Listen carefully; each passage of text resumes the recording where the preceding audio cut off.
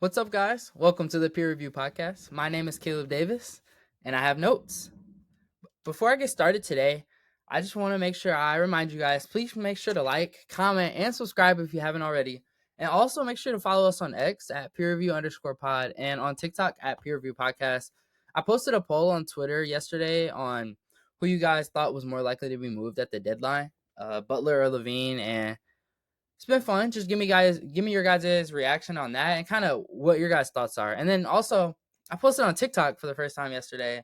That was pretty cool. I'm trying to learn better ways to edit on TikTok. I don't post a lot. Like that was one of my first times ever. So I've been messing around with stuff, and I'm also gonna be messing around with different thumbnail formats just to see which one I kind of prefer. So let me know if you guys have any suggestions. And without further ado, I have a couple topics for us today. So I'm going to start with the Kings and them kind of free falling in the West. I got to watch all three of their losses this weekend and this past week pretty closely. Like I watched all the games in their entirety. So I have some thoughts on that.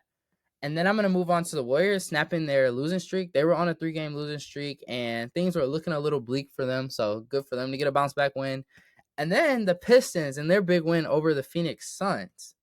And then I'm going to finish off the show with just my preview for the week. The Spurs versus the Sixers tonight. I'm excited to see how that matchup turns out, and I'll touch on that a little bit more once we get to that. And then the Suns versus the Nuggets.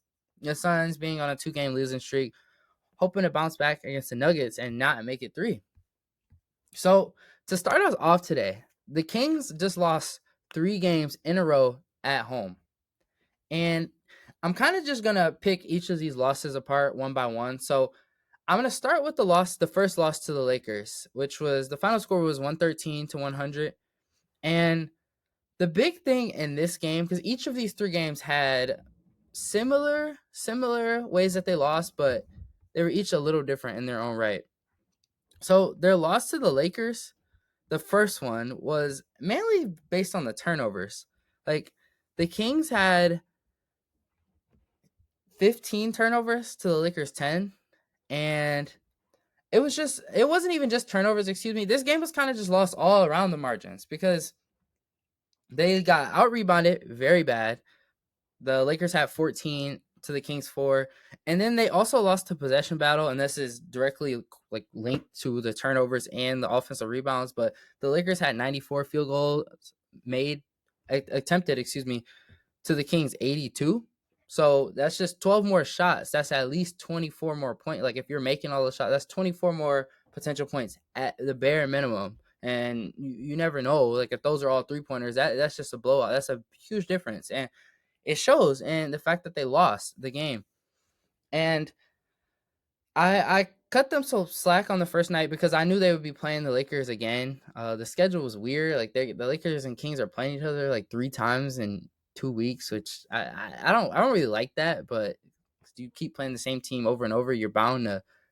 I just think the likelihood of you losing because they can't really catch you off guard how like other regular season matchups are, when it's more spread out. But I guess hey, it saves money on travel. But that was kind of the story of the first loss. And when things kind of started to trickle down and you started to see a little slippage from them. But they turned around with another game against the Lakers. And this one was a lot more close. The final score was 103-99. And the Lakers honestly almost blew this game in similar fashion to other games during the season, like the Magic game, the Hawks game. They won the game by Rui. Like he got an offensive tip out on a free throw when the score was 101-99. So shout out to him because without that, this game probably goes to overtime. And knowing the Lakers, like when adversity hits, they don't always handle it very well. So who knows if this game does end up going to overtime, how it turns out. But AD misses 2 free throws when the score was 101-99, which that's been like a common thing for him this season. Whenever there's big free throws to be hit, he always it's kind of a for sure bet that he's gonna miss at least one, and especially as a late, like missing both. And he's a good free throw shooter, so I don't really understand it. I think it's kind of a mental thing because like you see him like he does his normal routine, but like I don't know, it's something about it, and the fact that it keeps happening, that kind of tells a bigger story. But The Kings did a better job on the glass in this game. The Lakers have 48 rebounds to the Kings 46, so they kind of cleaned up the offensive rebounding, and there was a lot of rebounds to be had because both teams shot very, very poorly in this game. Like the Lakers were 25.7% from three as a team, and the Kings were 27%. So they were kind of neck and neck with that. But this game was basically they had the LeBron problem. Like the Kings have nobody on their roster who can effectively guard LeBron. Nobody is big enough or strong enough, and if they're big enough, they're not fast enough, and if they're fast enough, they're too small to be able to keep up with them. He was just playing bully ball all night, especially in the first half. Like he was just doing damage in the post, like moving bodies, drawing fouls, getting his own rebound, like just getting downhill. And it was kind of like a vintage LeBron performance. He hasn't, especially as he's gotten older, like he still can't get to the rim. Like that's no issue for him, but he doesn't rely on it as much because it takes a toll on your body. But this game, he just was feeling it. He was playing great defense. He was the problem in this game for the Kings. And that's kind of what it came down to. They just couldn't guard him, especially in key moments when they needed to get stops, unless he was settling for a pull up three, which he did a couple times towards the end of the game. And that's something I guess like at his age, you just kind of got to live with, even whether you like the shot or not. But yeah, the Kings, and then they followed up that second loss with another blowout. A blowout loss to the Pacers, and this game was pretty bad from the start. They kind of just came out kind of flat, and it's surprising because you're at home after losing 2 straight games. Like you think you want to bounce back a bit, but this game really got blown open in the second half. The the big differentiator between the two teams in this game was the assists and just the shooting numbers. Like the Pacers had 36 assists on 50 made shots. The Kings only had 21 assists on 35 made shots. And they shot pretty bad, which, like I said, it's hard to believe that they came out like this after losing the last 2 games in the fashion that they did. The Pacers shot 58.1% from the field and 43.6% from three. And then the Kings were 36.5% from the field and 31.6% from three. So about 22% less and about 12% less on three. So just it's hard to win a game when you're shooting that bad compared to the other team. And I want to give the Pacers some credit because I thought they were playing pretty solid defense. They were closing out the shooters. They were moving around. They were being aggressive, like at the point of attack. De'Aaron Fox looked okay in this game, but they kind of held Malik Monk under control. And then also DeRozan, and I'm going to touch on him in a second, but he was bad again in this game. And I guess my takeaways from this 3-game losing stretch is that their offense has just looked lackluster. It's been bad. That's kind of what the Kings are known for, especially with this iteration of their team. Like they don't have a lot of defensive personnel. So if they're not outscoring you, they're probably not going to win the game. And it showed over these last 3 games. Over the last 3 losses and 3 games in general, they've had a 101 offensive rating, which is horrible, especially in today's NBA. On the season, just for reference, they're at about 114.8. So that's a 14-point dip, which can make or break a game. And the next thing that's also been kind of pretty apparent is DeRozan and his kind of fit with their offense. Like he in this game, the Pacers game, he had 2 points on 1 of 7 shooting, and I don't even think he cracked 12 in either of the games against the Lakers. And some of that's on him not getting the ball and just not the ball not finding him in their offense, but it's also just he hasn't been super effective, and it's been a little hard because the Kings kind of rely on their shooting, and I don't think they went into the season expecting Herter and Keegan Murray to have down shooting years. So that kind of affects the fit with DeRozan because you have non-shooters out there essentially. Well, not non-shooters, but poor shooters. So it affects their spacing and just all across the board. And you've been seeing it as of late. And that's a big thing for them. They need to figure out and find some shooting on their roster because that's kind of why their teams are able to collapse. Like the Lakers are able to trap Fox a bunch, and you kick it out to, Herter wide open or Keegan Murray wide open in the corner, and they're not hitting the shots. And you're not going to win a lot of games when your shooters aren't shooting well. And that's kind of been happening all season, though. They've also been on top of not scoring well, they've been pretty bad defensively. So like you can't not score the ball and be bad on defense. Their defensive rating in the last 3 games is at 116.1. So they're allowing about 116 points a game and only scoring 101. So you can do the math. That's a pretty big drop off. Now, onto the Warriors snapping this losing streak. They beat the Timberwolves 113-103 on the road, and it was a pretty solid performance from. Actually, I would just say it was more of like a vintage performance from Steph. Like he had 31 and 10 in 34 minutes, and he hit a bunch of threes. He hit a bunch of big shots. Like he just played really well. And the Warriors were without Draymond in this game, but they didn't really miss a beat defensively. I thought they were pretty solid, and especially they held Anthony Edwards and Julius Randle to 30% shooting from the field. So they're very effective on both of them and able to shut them down. But this game just came down to who made more shots, as every stat, like not points, but rebounds, assists, steals, shooting percentage, turnovers, everything was pretty close. And like I said, Curry just had a great performance. He had it going, and that's why I say I love tuning into these games. He hasn't had any super high, that many at least, super high scoring games this season. So it's always nice to see him step it up a bit more, take more shots, hit more shots, and the Warriors just looked good last night.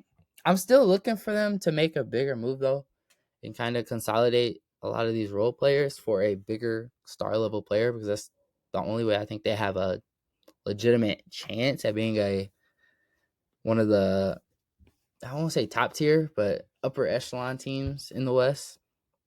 So that's still to be determined. But I also want to see how they implement Schroeder into their offense, because like he only played 27 minutes. He had 8 shots. That's not really normal for him this season, and like it's only been 2 games that he's been there. So I'm not like super worried, but he's just trying to find his fit. So once that kind of takes off, I expect them to have another sort of burst in their offense moving forward. Now, on to the Pistons. It has been I love watching their games this season. Cade has just been carrying these guys, and I'm here for it. The Pistons won on the road 133-125 in Phoenix, and the story of this game was just offense on both sides. The Suns and Pistons were just scoring the ball, and some of it was bad defense, but a lot of it was just shot making. Like guys, everybody, it felt like everybody who touched the ball was on fire on both teams, and it was a fun game to watch. The Suns trailed for pretty much the entirety of the game. The Pistons went up early, and it felt like every time, like once the Pistons were up early, like it felt like every time the Suns hit a shot, the Pistons were able to match it. Like KD would hit a 3, Malik Beasley would come back and hit a 3.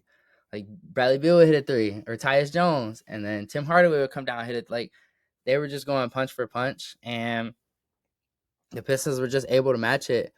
Durant was great scoring in this game. The Pistons don't really have a good matchup for him per se, because Asar, he's too small to guard KD. Like he's a great defender, but he's just a little too small. And then Tobias Harris, he just isn't a very good defender, and like he's more, I guess, KD's size, but that's still a tough matchup for him. The Suns started to cut the lead though. Like I said, they were trailing the majority of the game, but they started to cut the lead, and they even got it down to 2.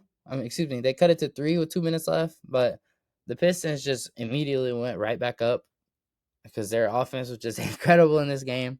And then again, the Suns cut it to 4 with about 30 seconds left, and Cade just rises up, and you've probably seen this highlight on Instagram or on Twitter, but he just rises up over KD for like a pull-up 3 on the right wing to ice the game.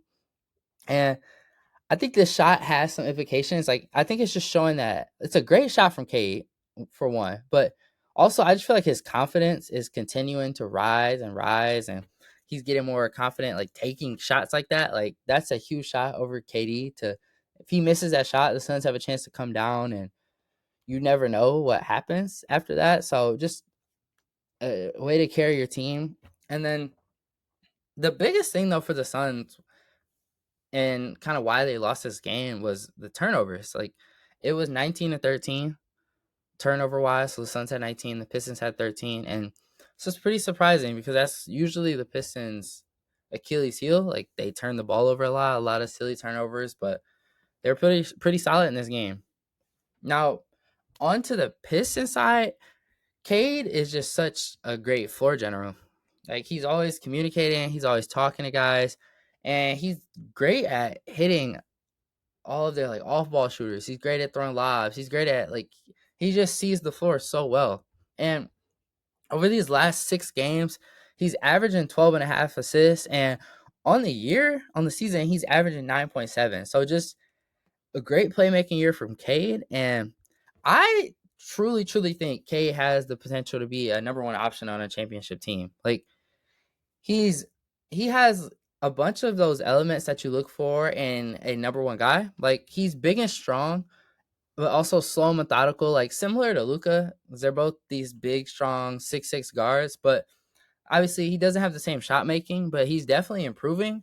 But I think where he has Luka beat is on the defensive end because he's so versatile. Like he can guard 1 through 4. He does it all the time, and he's a very solid defender. He can block shots when he needs to. Like, and I think the potential to just grow and develop, like as he gets older, as he improves, like the potential's there, and it's just up to the Pistons to kind of continue to surround him with talent. One other thing that I really like about Cade already is he knows he's bigger than a lot of guys, so he already knows when to like go down and post smaller guards up and use his size to draw double teams, kick it out to shooters, and them adding shooters like Tim Hardaway and Beasley, who I'm gonna touch on in a second, but the team looks so much better with shooting on the roster. That's been something we've harped on since they drafted Cade, and this season they finally addressed it, and the Pistons are starting to take off a bit. Like I don't want to get my hopes up too high, but they've been winning more games this season than you would have expected. In this game, though, the Pistons were just doing a good job feeding Duran, like on lobs and dunks around the basket. He was 7 for 7, and I'm pretty sure at least 6 of those 7 made field goals were dunks. Like he just kept dunking the ball. They couldn't stop him. Jaden Ivey also had a solid game with 28 and 8. And the combo of Cade and Ivy as a backcourt continues to look more and more promising as the season progresses. Like they fit so well together because Jaden Ivey is like a fast guard who likes to get to the rim, and Cade is more slow and methodical. So it kind of just works out. Like I used to be a little skeptical about it, but like seeing them play more and more together, especially with shooters surrounding them, I think that was the thing that was missing last season. Like they look like a real legit backcourt. And then just to finish this off, I want to give a shout out to Tim Hardaway and Malik Beasley because they went 9 for 17 on threes, and that's just great production from your shooters. Like Malik Beasley, especially off the bench, he's been averaging 15 this year. Just solid season overall, and they play the Lakers tonight, and I'm hoping they just continue this good play because if they keep winning games, especially in the East, like you never know, they could climb back up into like that 8, 7, 6 range possibly. But hoping for a good game from them tonight. And then just for my preview for the week, the Spurs, like they just continue to win games, especially in the West. Like they're a couple games above 500, which is I didn't expect coming into the season just based on how good the West was. And like I didn't think their team, I thought Victor was good, obviously, but I didn't think their team was good enough to win this many games. But it's been him. Like, they play the Sixers tonight. I want to see how this game fares. I don't know if Embiid's going to play, but if the Spurs win again tonight, like their next game is pretty winnable. They're going to climb in the West, and who knows? Like if they keep winning games like this, like I don't expect Victor to just start playing bad. Spurs might end up like I feel like they're going to end up. They might end up as a play-in team this season, which would just be just great experience for all their young guys. So, and then one other game I want to look out for is the Suns versus Nuggets. The Suns are on a 2-game losing streak after they just lost to the Pistons, and the Nuggets are on the second night of a back-to-back, and they went to overtime last night. So they're probably going to be a little gassed. They have to catch a flight back to Denver. So I'm looking for the Suns to probably win this game.